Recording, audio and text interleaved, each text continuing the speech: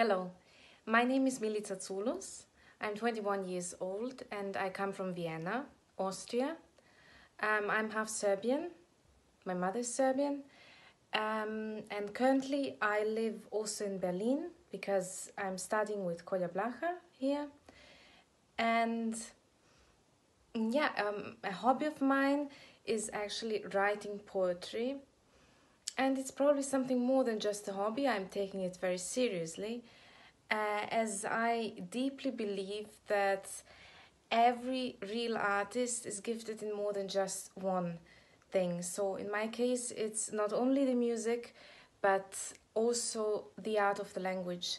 And to me, it's extremely important to have a wide um, horizon and to really be active and actively love all kinds of art, artistic expression.